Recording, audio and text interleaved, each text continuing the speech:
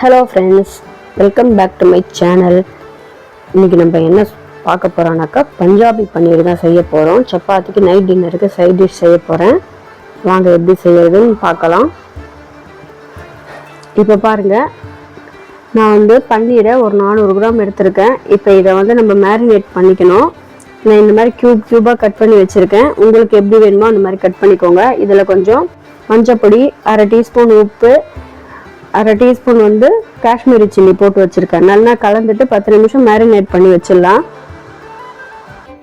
இப்போ அடுப்பில் கடாய் வச்சு நல்லா அடிக்கணமான கடாய் வச்சுருக்கேன். அதில் 4 டேபிள் ஸ்பூன் எண்ணெய் குத்திருக்கேன்.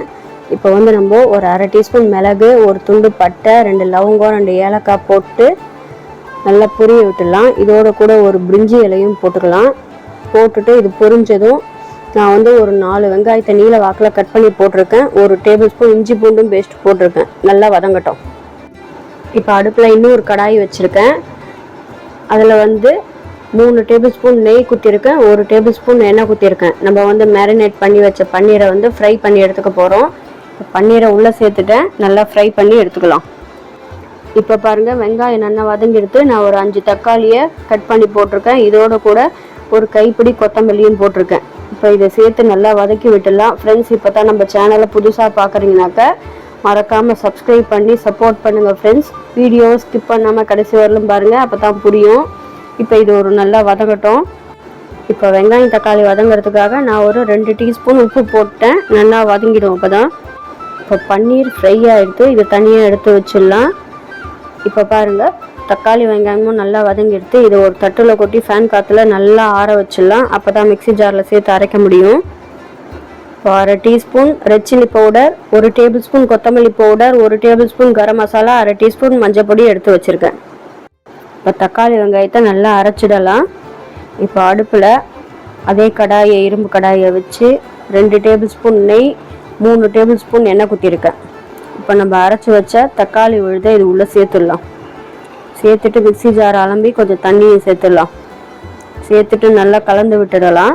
கலந்து விட்டுட்டு நம்ம எடுத்து வச்ச மசாலா பொடி அதையும் போட்டு நல்லா கலந்து விட்டுட்டு தட்டை போட்டு மூடி வச்சிடலாம். நல்லா கொதிக்கட்டும். கொதித்து எண்ணெய் பிரிஞ்சு வர அளவுக்கு நல்லா வதங்கணும். இப்போது நல்லா எண்ணெய் பிரிஞ்சு வந்துடுத்து. நான் பன்னீரை உள்ளே சேர்த்துட்டேன். உள்ளே சேர்த்துட்டு மெதுவாக கலந்து விட்டுடலாம். கிரேவி ரொம்ப கெட்டியாக இருக்குது, அதனால் நான் கொஞ்சம் ஒரு 1/2 டம்ளருக்கு தண்ணி சேர்த்துக்கிறேன். உங்களுக்கு கிரேவி கெட்டியாக வேணும்னா நீங்கள் அப்படியே கூட இது பண்ணிக்கலாம். லிக்விடாக வேணும்னா கொஞ்சம் தண்ணி சேர்த்துக்கலாம்.